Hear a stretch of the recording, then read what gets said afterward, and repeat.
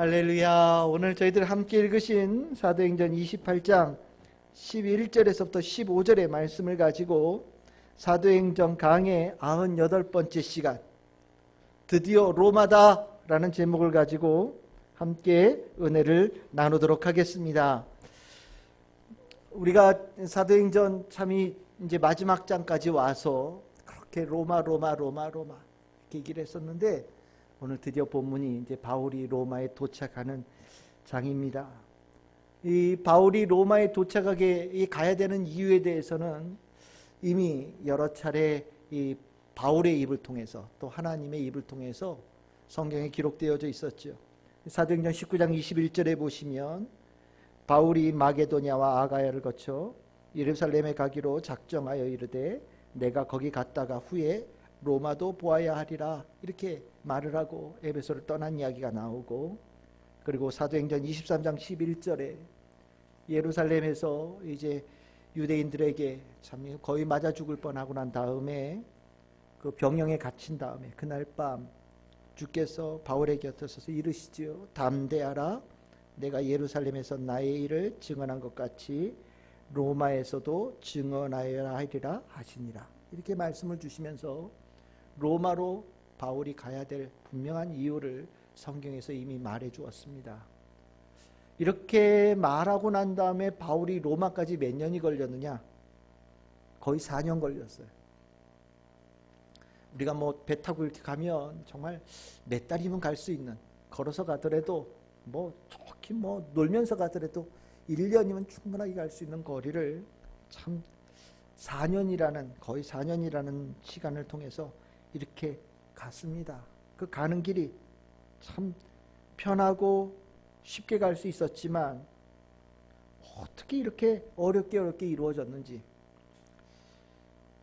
바울이 이 로마로 향하는 길을 막기 위해서 정말 누군가가 죽자 살자 덤볐던 것 같고요. 그 모든 방해를 바울은 다 받아내면서 정말 한 걸음 한 걸음 로마로 향하는 그 발걸음을 옮겨서 오늘 드디어 로마에 도착한 겁니다. 막히면 기다리기도 했고, 죽이려고 덤벼들면 감옥에 갇혀서 숨죽여 지내기도 했었고, 바울을 막 죽기 위해서 거짓 증언들이 난무하는 그 재판 가운데 섰을 때는 그 누구보다도 용기 있게 자신의 무죄를 주장하기도 했고, 또 우리가 27장에서 보았듯이 폭풍 가운데서 모두가 다 이제 다 죽었다라고 절망 속에 있을 때 바울은 그 가운데서도 아니야, 우리는 반드시 로마에 갈 거야 라고 얘기하며 그 배에 있던 모든 사람들을 평안을 주고 구원의 확신을 전하면서 끝까지 이겨낸 일도 했습니다. 그리고 우리 지난주에 봤듯이 멜리데 섬에서 독사에 물리는 그런 방해가 있었음에도 불구하고, 또 바울은 그 독사가 물었음에도 불구하고 아무 이상이 없고, 또 그 일을 통하여서 오히려 바울은 신의 사람, 하나님께서 함께하는 사람이라고 하는 사람들이 인정받는 일들도 이렇게 하면서 한 발짝 한 발짝 걸어가면서 이 로마에까지 온 겁니다. 이 누가가 이 일을 이렇게, 바울이 로마에 도착하는 이야기를 이렇게 전합니다. 28장 14절에서 15절입니다. 14절에 거기서라고 하는 데는 부디올이라고 하는 곳인데, 거기서 형제들을 만나서 이래를 함께 머물고, 그래서 우리는 이와 같이 로마로 출발했다라고 얘기를 해요. 이제 백길이 다 끝난 거예요. 이제 육로를 통해서 약 한 200km 정도 넘는 거리를 로마를 향해서 갑니다. 그리고 15절에 보시면 그곳 형제들이라고 나오는데, 이 그곳이라고 하는 것은 로마에 있는 성도들을 얘기합니다. 로마에 있는 성도들이 바울이 온다는 소식을 듣고 바울을 맞으러 나왔고요. 그 왔던 곳은 아비오 광장이라는 곳과 트레이스 타베르네까지 찾아왔다, 이렇게 얘기를 하고 있습니다.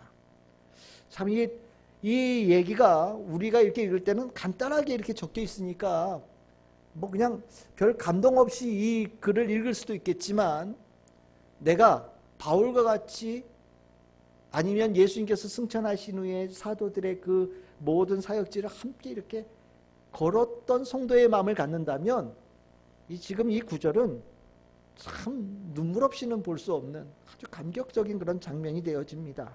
여러분들 이제 그 지도를 좀 보셔야 되겠는데, 이 가는 길이 어디냐면 밑에 이 부분은 나중에 말씀을 드릴게요. 여기 부디올이라고 나오죠. 이 부디올이라고 하는 것은 옆에가 나폴리고요.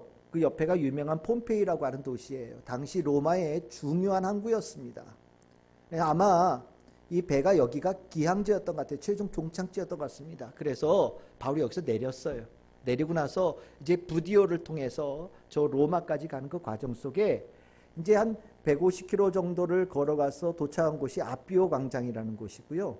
거기서 한 15km 정도 더 가면 여기 이제 트레이스 타베르네라고 하는데, 이 트레이스 타베르네라고 하는 뜻이 뭐냐면 세계의 여관이라는 뜻이에요. 그래서 전에 성경에는 이걸 뭐라고 번역했냐면 삼관이다 이렇게 번역했었습니다. 세계의 여관이 있는 곳이다. 그래서 삼관이라고 번역했는데, 한마디 이런 겁니다. 길을 걸어서 로마로 이렇게 가는 사람들이 이제 내일이면 로마에 도착할 거예요. 그러니까 어떻게 합니까? 이제 오늘 여기서 잠자는 곳이에요. 오늘 여기서 이제 마지막 잠을 자고 다음 날은 로마로 들어가는 곳입니다. 그러니까 이제 로마의 초입이에요, 여기가. 그러니까 이 로마의 초입까지 로마에 사는 성도들이 찾아왔어요. 이 이제 걸어간 도로가 뭐냐면, 여러분들 저 이탈리아 여기 도로가 보이시죠? 이탈리아 이렇게 지도를 보시면 이렇게 우리가 보통 부츠라고 그러잖아요. 구두인데, 구두 저 뒷굽 있는데, 뒷굽 있는 데서부터 로마까지 이렇게 도로가 연결되어 있었습니다. 이 도로 이름이 뭐냐면 아주 유명한 도로예요. 아피아가도라고 하는 도로인데, 우리나라로 치면은 경부고속도로 뭐 이런 거와 생각하시면 됩니다. 로마의 그 유명한 말이 있죠. 모든 길은 어디로 통한다고요? 로마로 통한다. 그 모든 길은 로마로 통한다라고 할 때 그 모든 길의 대표적인 도로가 이 아피아가도입니다. 로마로 생진해서 들어가는 아주 중요한 도로에 이 도로입니다. 현재 남아있는 유적지인데, 이 유적지 이 도로가 어떤 역할을 했냐면, 이 그리스 지방으로부터 왔던, 그리고 이 이제 주로 문명이 이 그리스 로마 중심으로 해서 이렇게 있다 보니까 그쪽에서 오는 사람들이 이 뒤쪽에 그 뒷굽 부츠 있는 데 내려가지고 이 도로를 따라서 이렇게 올라가는 거예요. 또 전쟁에서 이기고 온 사람, 개선 장군이 이 도로를 따라서 쫙 이렇게 올라가면서 가는 과정 속에 막 사람들에게 환영도 받고 축하도 받고 하는 일종의 퍼레이드 하는 그런 도로예요. 그러니까 이 도로를 이렇게 걸어간다는 자체가 굉장히 상징적인 의미를 가지고 있는데, 바울은 이 부디올이라고 하는 곳으로부터 이렇게 믿음의 형제들과 함께 그 길을 쭉 올라가는 그 길을 걷습니다. 다음 지도는 이제 아피아가도의 그 도로에 빨간 줄 이렇게 해서 로마로 가는 이것이 아피아가도의 지도입니다. 그 길을 바울이 걸었다라고 얘기하는 거예요. 그러면 이 로마에 도착한 이것, 바울이 로마에 도착했다고 하는 이것을 누가는 어떻게 해석을 했느냐? 누가는요, 이것을 바울이 가지고 있는 궁극적인 승리다라고 표현했어요. 야, 승리했다. 이거는 누가가 생각했을 뿐만 아니라 예수님께서도 바울이 로마에 도착한 것을 승리한 자라고 인정해주는 그 모습이 오늘 성경에 나옵니다. 오늘 그 모습을 좀 더 이렇게 보게 되어지면 사도행전 28장 11절에서 13절에 멜리데를 떠나서 부디올까지 가는 그 과정을 이렇게 표현해요. 석 달 뒤, 그러니까 겨울을 지낸 겁니다. 겨울을 지나고 2월 중순쯤에 이제 다시 남쪽에서 바람이 이렇게 불어오기 시작하니까 배들이 지중해에 움직이기 시작했어요. 그 배가 움직일 때 멜리데에 들린 섬에 그 조난당에서 피하고 있던 276명의 사람이 이 배에 올라탄 것 같습니다. 그 배는 알렉산드리아에서 온 배인데 배의 장식이, 머리 장식이 디오스구로다 이렇게 되어 있죠. 이 디오스구로라고 하는 것은 디오스, 여러분들 뭐 냉장고 이름 들어보셨죠? 디오스. 이 디오스라는 이름이 제우스라는 뜻이에요. 그래서 구로라고 하는 것은 뭐 딸, 뭐 이런 뜻인데 합쳐서 디오스 구로를 뭐라고 했냐면 제우스가 낳았다고 하는 쌍둥이 두 아들을 얘기하는 겁니다. 이 쌍둥이 두 아들이 어떤 존재냐? 카스토르하고 플록스라고 하는 이 두 아들인데, 이 두 아들이 이 선원들의 수호자, 바다의 지배자, 이런 의미를 가지고 있는 신이라고 합니다. 그러니까 알렉산드리아 사람들이 배를 타고 로마까지 가는데 바다를 거쳐가야 되니까 얼마나 위험해요. 우리 봤잖아요. 바울의 그 조난당한 걸 봤지 않습니까? 그러니까 배에다가 그 두 신상을 이렇게 붙여놓고 이름도 디오스구로라고 이름 딱 붙여놓고 우리 배는 안전해. 왜? 이 바다의 지배자, 선원의 수호자가 지켜주는 배야 라는 이름으로 이렇게 달고 다닌 거예요. 근데 여러분들 알죠? 디오스쿠로가 뭐 선원들을 지켜준다요?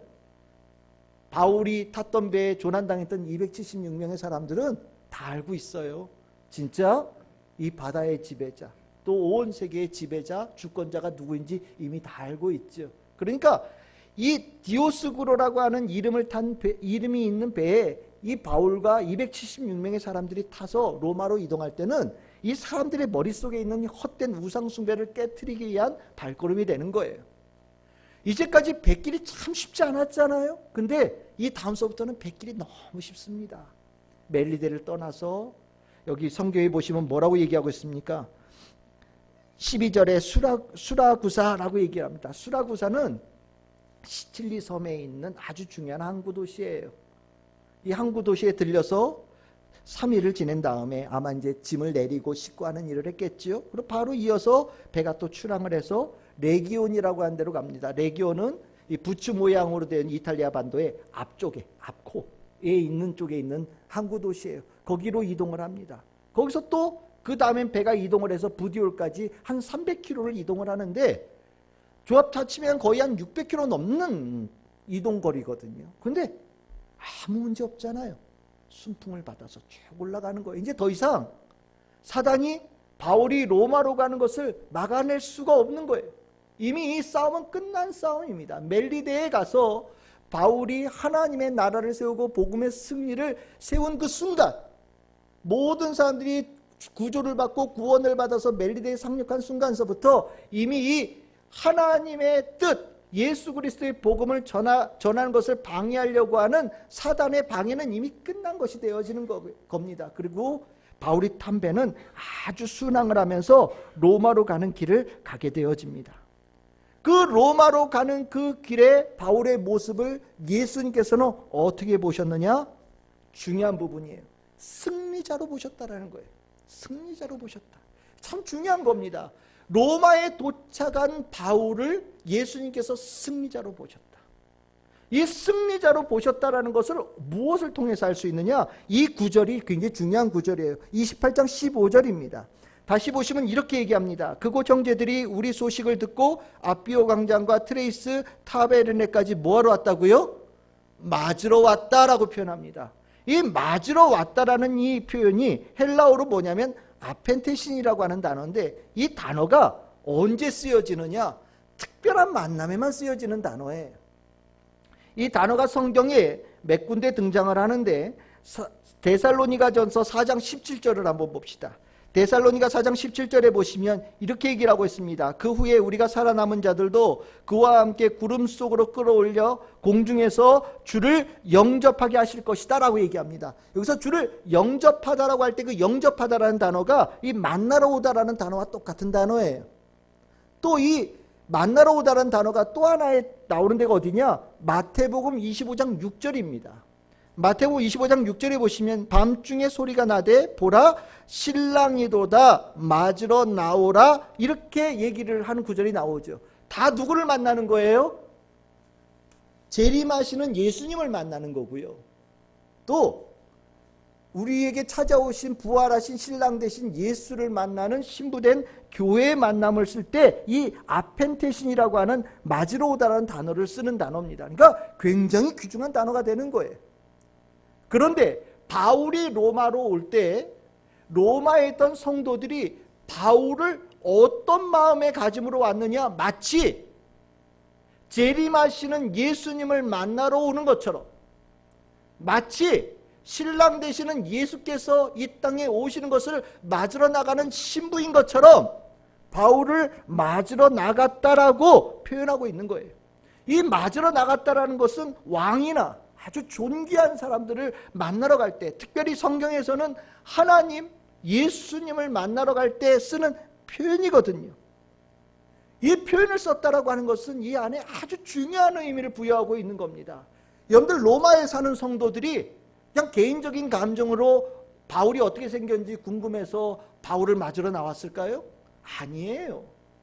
그들이 바울을 맞이하러 간 것은 예수님께서 그들에게 명령하셨기 때문입니다. 바울이 오고 있다.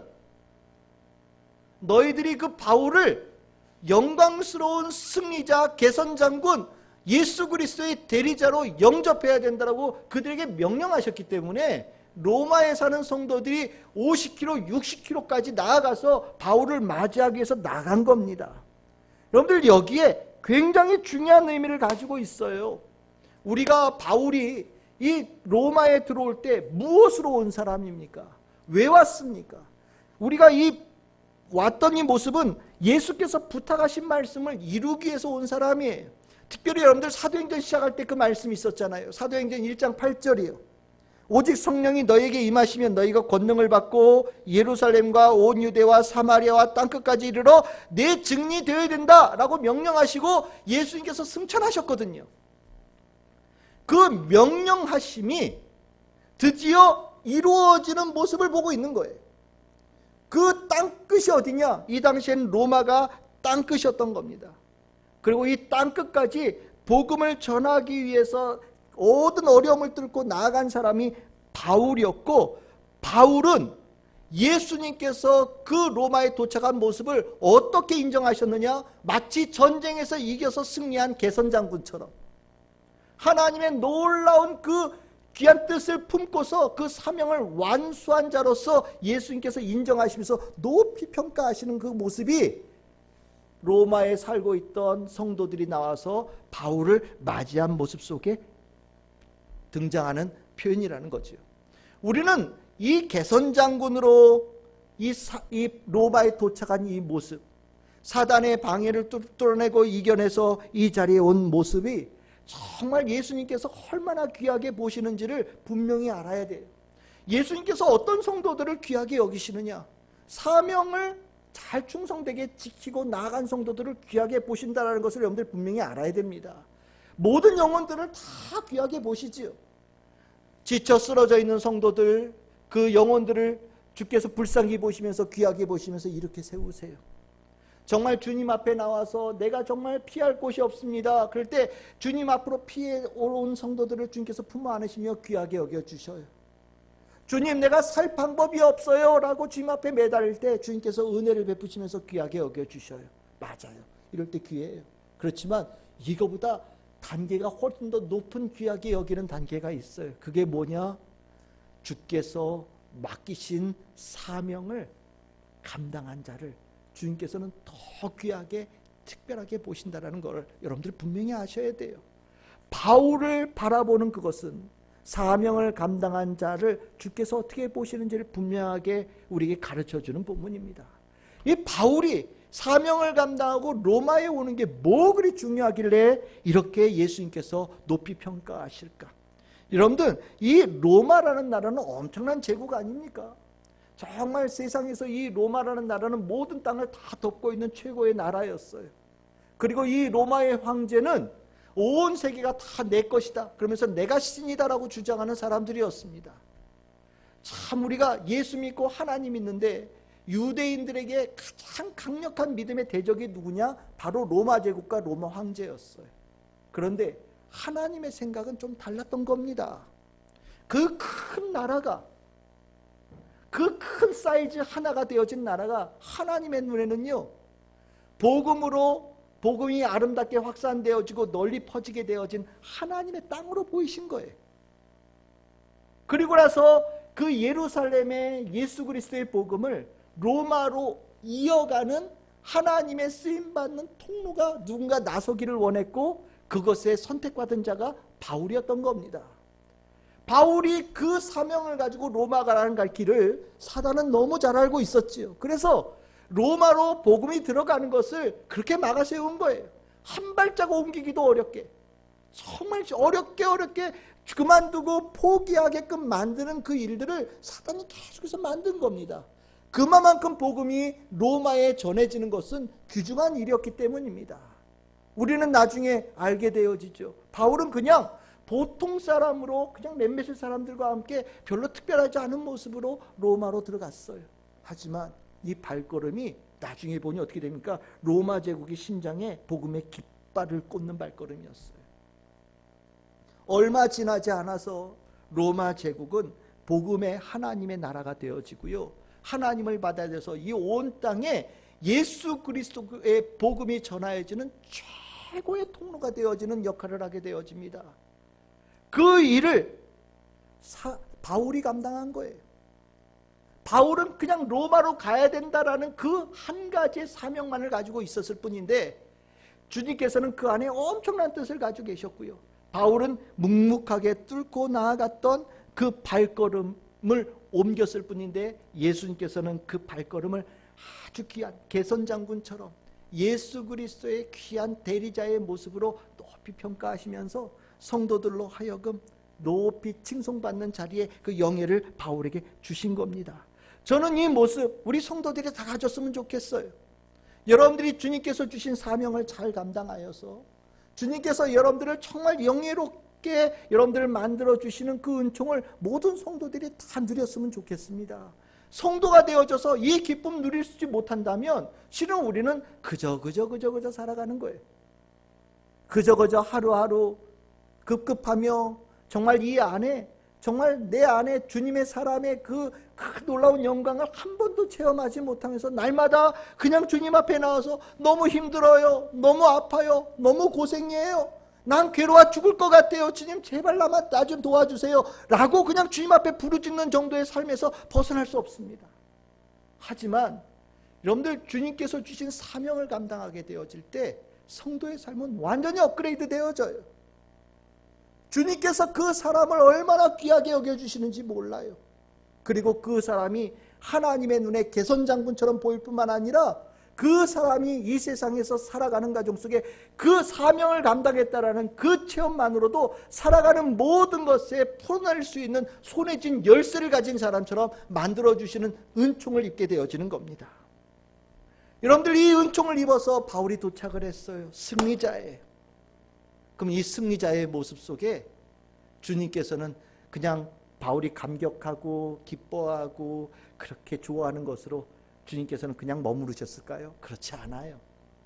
여러분들 기억하십시오. 사명을 감당하면 반드시 상급이 있어요. 주님께서는요 주신 사명이 있는데 사명을 감당하면 정말 여러분들 상상하지 못할 귀한 상급을 받아요. 상급은 아무에게나 주어지는 게 아니에요. 사명 감당한 자에게 주어지는 상급이 따로 있습니다. 오늘 바울 참 이 고생하면서 왔고 참 로마의 성도들이 이렇게 자기를 찾아올 때 아마 저 개인적으로는 바울이 울었을 것 같아요.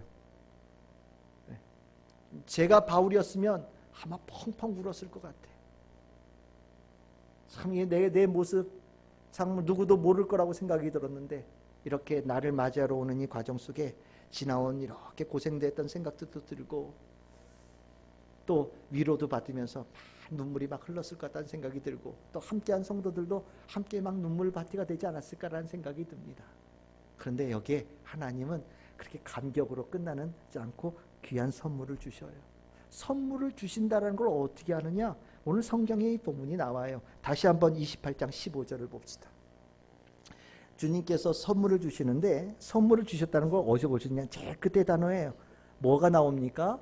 얻었다라는 표현이 나옵니다. 얻었다. 여러분들이 얻었다라고 하는 이 표현, 이게 굉장히 중요한 표현이에요. 우리 성경에는 그냥 쉽게 넘어갈 수 있는 단어처럼 보이지만 이 얻었다라는 단어는 쉬운 단어가 아닙니다. 헬라어로는 람바노라고 하는 단어인데 이 얻었다라는 것은요 하늘에서부터 내려지는 것을 내가 받았다라는 의미를 가지고 있어요. 여러분들이 하늘에서부터 내리는 것을 받았다라는 이 받았다라는 얻었다라는 이 표현이 언제 성경에 쓰여져 있느냐? 사도행전 10장 47절에 보시면 여러분들 뭘 받았다고 나옵니까? 성령을 받았다라고 나오죠. 우리는 성령을 받았다라고 그래요. 누가 주셨어요? 하나님께서 주셨어요. 예수님께서 주셨어요. 그래서 우리는 성령님을 우리가 받아서 보혜사 성령님 우리를 향하신 최고의 하나님의 선물이라고 그것을 감사함으로 품습니다. 이게 받은 거예요. 또 무엇가 받으냐? 요한복음 16장 24절에 보시면 여러분들 너희들 구하거라. 그럼 뭐 한다고요? 너희들이 받을 것이다 라고 얘기합니다. 우리 기도응답을 받았다 이렇게 표현하지 않습니까? 기도응답이 뭡니까? 내가 기도해요. 그러면 주님께서 그것을 들으시죠. 그리고 우리에게 가장 좋은 것으로 우리에게 응답하여 주십니다.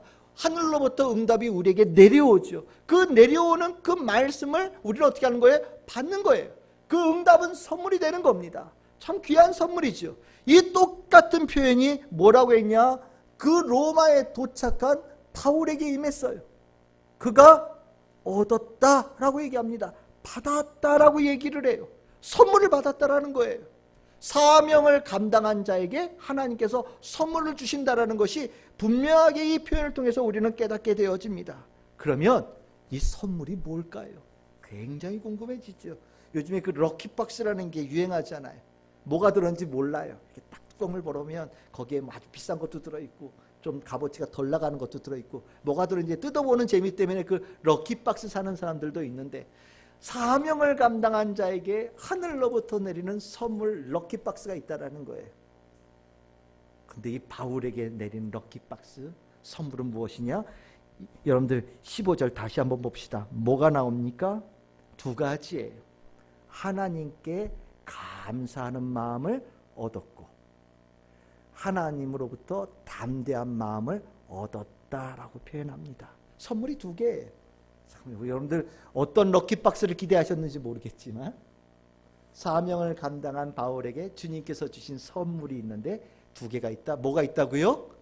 감사한 마음이 있었고 또 하나는 담대한 마음의 선물이 있었다. 아마 여러분들 중에 이 선물 내용을 딱 뜯어본 다음에 에게 뭐 이렇게 생각하는 분들도 계실지 모르겠어요. 이게 뭐야?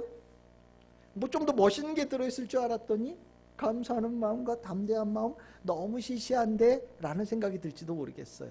그런데 여러분들 하나님 그렇게 생각 안 하시죠? 하나님께서 주시는 선물은요 최고의 선물이에요. 그냥 그저그저는 선물이 없어요. 주님께서 바울에게 주신 이 두 개의 선물도 굉장히 중요한 선물이죠. 정말 하나님만 주실 수 있는 선물이고, 이 선물을 받은 사람은요 내 평생의 최고의 두 개의 보물을 안고 살아가는 사람이 되어지는 거예요. 그럼 이 선물의 내용이 뭔지 좀 살펴봅시다. 먼저 감사합니다. 이 감사라는 단어, 여러분들 제가 지난주에도 말씀을 드렸죠. 성경에는 하나님께 예수님께만 쓰는 단어들이 있어요. 다른 데는 잘 쓰지 않고요. 특별하게 하나님께 예수님께 성령님께만 쓰여지는 단어가 있는데 이 감사도 그런 단어예요. 사람들한테 고맙습니다 라고 할 땐 이 단어를 쓰지 않아요. 하나님께 감사할 때만 쓰는 단어예요. 헬라어로는 유카리스테오라고 하는 단어인데 성경에 많이 나옵니다. 뭐 하나님께 감사한다라는 게 성경에 많이 나오니까요.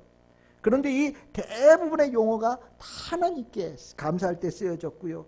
두 번 사람한테 쓰여지는 경우도 있는데 이것도 실질적으로는 하나님께 감사를 돌리는 그 과정 속에 나온 것이기 때문에 다 하나님께만 쓰여진 단어라고 생각하시면 돼요. 감사가 왜 하나님께서 주신 선물이냐? 이 감사의 상급은요, 이 감사가 우리가 생각할 때 얕은 감사도 있고 깊은 감사도 있어요. 진짜 감사도 있고 순간적으로 지나가는 감사도 있습니다. 영원히 잊지 않는 감사도 있고요. 그냥 입으로만 꺼내는 감사들도 있어요. 감사가 다 똑같은 감사가 아니에요. 감사는 정말 천차만별의 감사가 있거든요. 그런데 오늘 하나님께서 바울에게 주신 이 감사는 진짜 감사예요. 깊이 새겨지는 감사예요. 영원히 변치 않는 감사예요. 모든 것이 다 들어있는 감사예요. 이 감사를 바울에게 주셨어요. 그러면 여러분들이 이 감사를 바울이 받았잖아요. 그럼 이게 무슨 선물이야 라고 생각할지 모르는데 여기 한 가지 여러분 분명히 기억하셔야 됩니다. 여러분들 하나님께서 기뻐 받으신다라는 거 굉장히 중요하다는 거 알고 계시죠? 내가 주님 앞에 이것을 올려드릴 때 주님께서 내가 이 올려드린 것이 뭐 볼펜 한 자루가 됐던 아니면 뭐 책 한 권이 됐던 뭔 한 데나리온이라고 하는 아주 작은 액수가 됐던 이것과 상관없이 내가 올려드리는 이것을 주님께서 기쁘게 받으실 때는요, 이 물건뿐만 아니라 이것을 올려드리는 사람의 마음과 모든 신앙까지 다 받으시는 거예요. 그래서 우리가 주님 앞에 올려드립니다 라고 얘기를 하면서 우리는 또 하나 기도를 합니다. 주여 이것을 기쁘게 받아 주시옵소서 라고 우리는 기도하죠. 이 감사로 하나님께서 가장 기뻐하시는 예물이 무엇이냐? 진정한 감사로 올려드리는 예물이에요. 진정한 감사로 올려드리는 예물을 주님께서 가장 귀하게 보셔요. 그러면 이렇게 생각해 봅시다. 하나님께서 바울에게 진정한 감사의 선물을 주셨어요. 그리고 오늘 바울은 그 감사를 어떻게 합니까? 하나님께 감사한다고 다시 올려드립니다. 그러면 어떻게 됩니까? 이 바울이 하나님께 올려드리는 감사는요, 이 땅에 그 어떤 사람이 올려드리는 감사보다 더 크고 더 아름답고 더 진정성 있는 감사가 되어지는 거예요.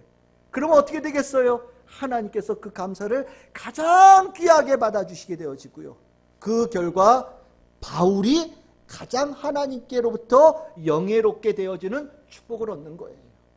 그래서 이 주님께서 감사의 선물을 바울에게 주셨다라고 하는 것은 중요한 게 되는 거예요. 그것을 통하여서 바울은 가장 영예로운 사람이 될 수 있는 은혜를 입게 되기 때문입니다. 최고죠. 이거보다 더한 게 어디 있겠어요. 여러분들, 감사 말로 표현할 수 없을 만큼 중요해요.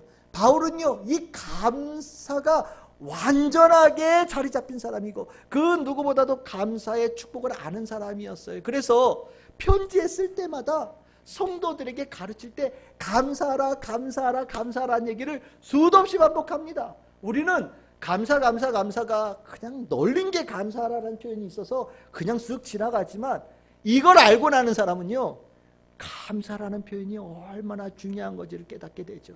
바울은 그렇게 쓴 거예요. 그 대표적인 구절이 어디냐? 골로새서 3장 17절입니다. 우리가 성도가 어떻게 살아야 되느냐, 우리 같이 한번 읽어봅시다. 함께 읽겠습니다. 시작. 또 무엇을 하든지 말에나 일에나 다 주 예수의 이름으로 하고 그를 힘입어 하나님 아버지께 감사하라. 아멘. 여기 뭐라고 얘기합니까? 뭐라든, 언제 있든, 어디를 가든 늘 하나님께 감사해라, 이렇게 가르치고 있어요. 감사가 세워지면 놀라운 축복의 역사가 일어나는 겁니다. 감사는 진짜 성도가 되어졌다는 굉장히 중요한 징표예요. 그러면 여기서 하나만 옆으로 세봅시다. 만약에 감사를 제대로 하지 못하면 하나님께서는 어떻게 보실까요? 감사가 부족한 성도라고 표현될 수 있을지 모르겠지만 그런 성도를 어떻게 보실까요? 이 부분도 바울이 얘기해주고 있어요. 로마서 1장 21절입니다. 우리 같이 한번 읽어보겠습니다. 시작. 하나님을 알되 하나님을 영화롭게도 아니하며 감사하지도 아니하고 오히려 그 생각이 허망하여지며 미련한 마음이 어두워졌나니, 이렇게 표현하고 있어요. 하나님을 알아요. 이게 중요한 거예요. 하나님을 모르는 사람이 하나님께 감사하지 않는 것, 그건 있을 수 있죠. 근데 하나님을 아는 사람인데 하나님께 감사하지도 않는다고 얘기합니다. 하나님을 아는데 하나님을 영화롭게 하지 않아요. 그러면 어떻게 되느냐? 여러분들, 생각이 허망해져 미련해지고 어두워지고 점점점 머릿속이 깜깜하게 되어진다는 겁니다. 복음의 빛이 점점 줄어들고 그 안에가 어둠으로 덮이기 시작한다는 거예요. 그러면 종착지가 어디가 될까요? 로마서 1장 21절 저 뒤쪽으로 쭉, 여러분 나중에 성경 읽어보십시오. 결국 이 얘기가 어디로 가냐면 우상 숭배자의 얘기로 갑니다. 하나님을 아는데 감사함이 부족하면 점점 줄어들어서 나중에 종착지의 모습이 어떠냐? 하나님 모르는 사람, 하나님 말고 다른 신 섬기는 우상 숭배자의 모습으로 전락된다라고 바울은 얘기해요. 무엇을 얘기하는 거예요? 감사가 이만큼 중요하다는 것을 우리에게 가르쳐주는 겁니다.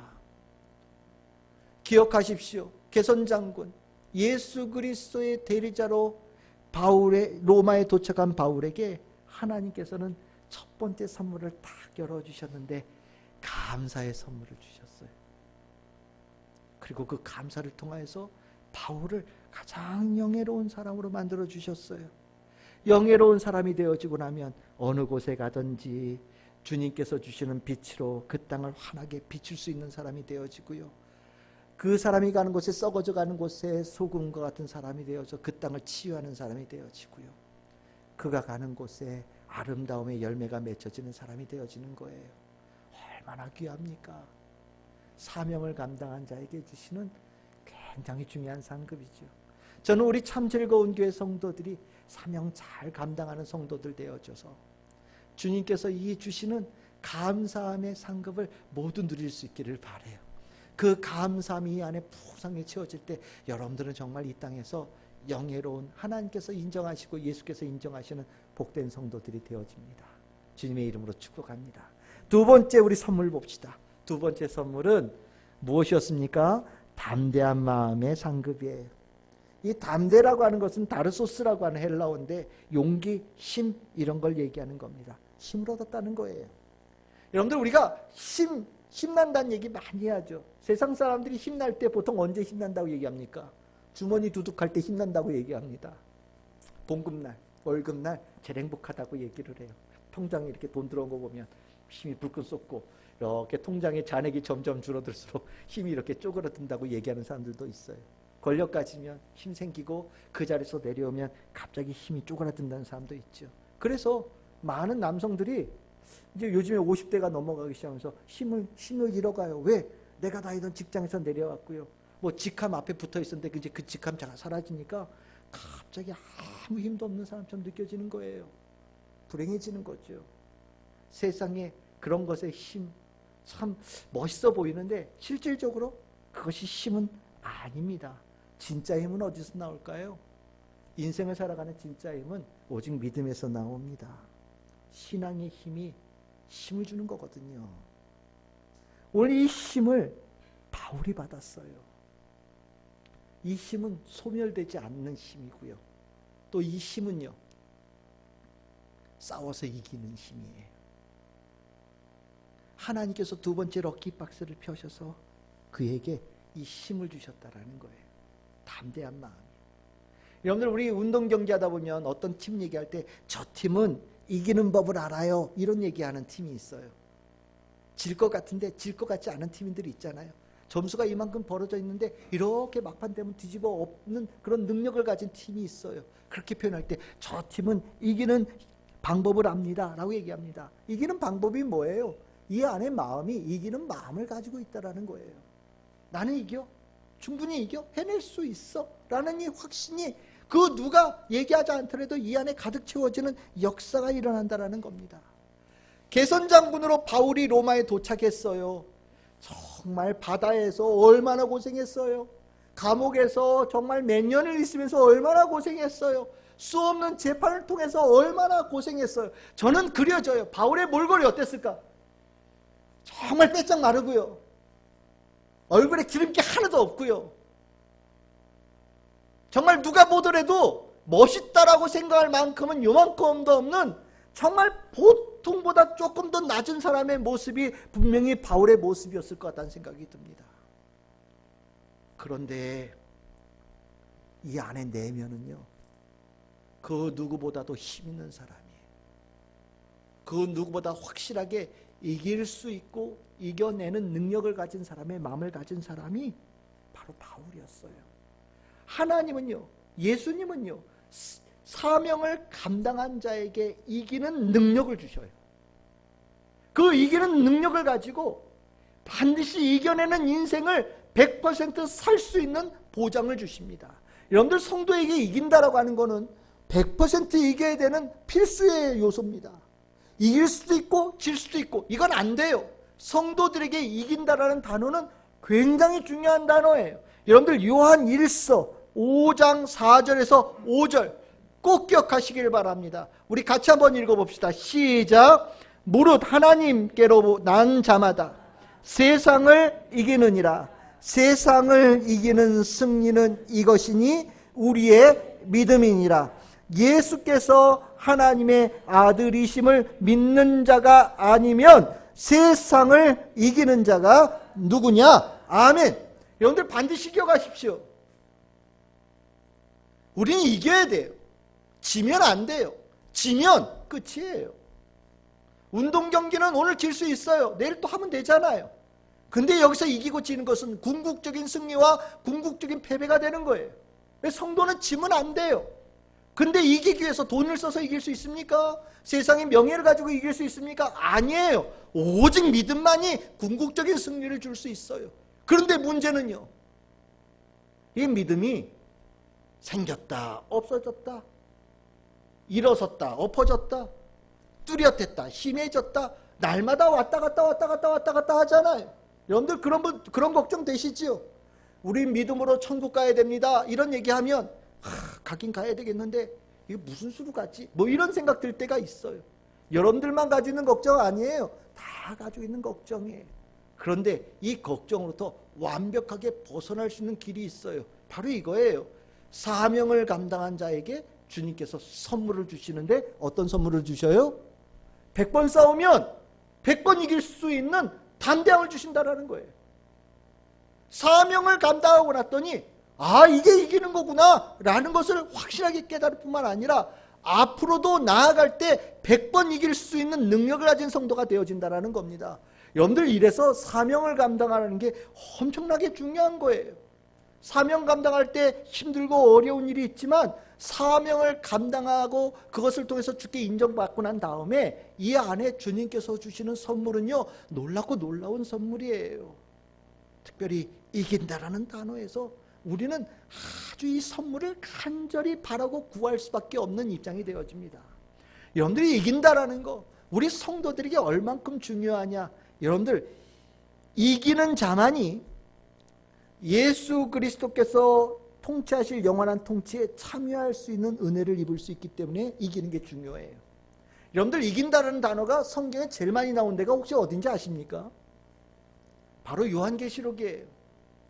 요한계시록 피시고 아마 여러분 동그라미 한번 펴보십시오.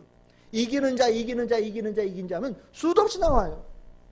즉 요한계시록은요, 이기는 자가 되어지들 이유에 대한 부분을 굳건하게 가르치면서 우리에게 말씀하시는 거예요. 너희들은 어떤 박해 속에서도 지지 말고 이겨야 돼, 알았니? 라고 얘기하는 게 요한계시록의 주된 목적이거든요. 그러면 이기는 자에게 어떤 축복이 있을까? 수도 없이 많이 나오는데 한 3가지만 보려고요. 요한계시록 3장 5절 보시면 이렇게 나옵니다. 이기는 자는, 참 많이 나와요, 이런 표현이. 이기는 자는 흰옷을 입을 것이요, 내가 그 이름을 생명책에 결코 지우지 아니하고 그 이름을 내 아버지 앞과 그의 천사들 앞에서 시인하리라. 와, 완전 멋있지 않습니까? 어떤 사람은요? 이기는 사람. 이기는 사람 돼야 되겠죠, 그렇죠? 3장 12절에 보시면 이런 얘기 나옵니다. 이기는 자는 내 하나님 성전의 기둥이 되게 하리니 그가 결코 다시 나가지 아니하리라. 내가 하나님의 이름과 하나님의 성 곧 하늘에서 내 하나님으로부터 내려오는 새 예루살렘의 이름과 나의 새 이름을 그 위에 기록하리라. 와우. 내가 기둥되어졌는데 내 명패에 예수님의 이름, 하나님의 이름, 구원의 성의 이름이 뚜렷하게 새겨진 자가 되어진다. 완전 멋있지 않습니까? 그렇죠? 이기는 자에게 주어지는 영광이에요. 요한계시록 21장 7절입니다. 정말 유명한 구절이죠. 우리 같이 읽어봅시다. 시작. 이기는 자는 이것들을 상속으로 받으리라. 나는 그의 하나님이 되고 그는 내 아들이 되리라. 아멘. 와. 이 말씀 원래 어디서부터 나온 거냐면 시내산에서 이스라엘 백성들 하나님께서 모아놓으시고 나는 내 하나님이 되고 너희는 내 백성이 될 것이다 라는 그 말씀이거든요. 근데 이 말씀이 요한계시록 끝에서 다시 반복되어지면서 얘기하는 거예요. 그런데 여기에는 시내산 앞에 모인 사람들 아니면 율법을 지키는 사람들 이렇게 표현하지 않아요. 어떤 사람들이요? 이기는 자는. 이렇게 이기는 게 중요한 거예요. 그런데 이길 수 있는 힘을 누구에게 주셨어요? 사명 감당하고 로마에 도착한 바울에게 주님께서 선물로 주셨어요. 참 이 선물, 귀한 선물이라는 거 여러분들 느낌이 오시겠죠? 여러분들이 사명을 감당했을 때 주어지는 선물은요, 우리가 겉으로 보기에는 감사, 담대한 마음, 뭐 이기는 거 이거 별거 아닌 것 같은데 라는 생각 들지 모르지만 너무너무 귀한 선물이었던 겁니다. 이 선물, 사명 감당한 자에게 주시는 은총이에요. 저는 이 말씀 이렇게 읽으면서 우리 성도들이 이 선물들을 늘 이쪽 주머니 이쪽 주머니 이쪽 가슴 이쪽 가슴에 늘 채우고 다니는 성도들이 다 되면 좋겠다라는 생각을 갖습니다. 그리고 그렇게만 살 수 있다면 뭐가 두려울 게 있어요? 바다 속에서도 평안할 수 있고요, 어려움 속에서도 힘을 낼 수 있고요, 걱정하지 않지요. 바로 이것이 사명 감당하는 자에게 주어지는 은총입니다. 이제 말씀을 정리하도록 하겠습니다. 그 누구보다도 바울은 사명 감당하고 나서 행복한 사람이 됐어요. 로마에 도착한 바울, 드디어 로마다 라고 들어갔을 때 고생한 그 모든 것을 싹 다 잊어버릴 수 있게끔 만드시는 주님의 큰 은총을 바울은 경험한 겁니다. 그에게 선물이 있었어요. 감사의 선물, 담대한 마음의 선물. 그리고 바울은 이것을 통해서 정말 더 귀하게 주님의 말씀 복음을 붙들고 주님께서 원하시는 십자가의 자리까지 나아갈 수 있는 사람이 되어진 거 아닙니까? 어떻습니까? 여러분들은 어떠세요? 이 바울의 모습 보시면서 나도 그러기를 원합니다, 나도 이랬으면 좋겠습니다 라는 생각 드시지 않습니까? 쉬워요. 각자에게 주신 사명 감당하시면 되며, 각자에게 주께서 가라고 명하신 로마가 있어요. 그 로마가 어떤 사람은 앞집일 수도 있고요, 어떤 사람은 내 옆에 있는 사람일 수도 있어요. 그 로마가 뭐 몇 년을 걸려서 갈 길이 아니라 오늘 당장 손 뻗어서 이뤄낼 수 있는 거리에 있는 사람들도 있어요. 중요한 것은 여러분들에게 주신 그 사명을 내가 기쁨으로 감당하겠다고 하는 충성된 마음이 중요한 거예요. 그 마음을 가지고 있을 때 주님께서 여러분들을 높게 영화롭게 하시면서 여러분들에게 하늘의 선물을 내려주셔요. 그 선물 받은 자는 진짜 행복한 바울의 모습처럼 여러분들의 삶에도 진짜 행복한 성도의 삶이 이루어지는 겁니다. 오늘 이 말씀 어떻습니까? 이 말씀이 여러분들에게 깊이 새겨진다면 오늘 여러분들에게 주어진 사명에 충성된 성도로 살아가겠습니다 라는 이 결단으로 하나님 앞에 나아가는 우리 참 즐거운 게 모든 성도들 다 되시기를 주님의 이름으로 축원합니다.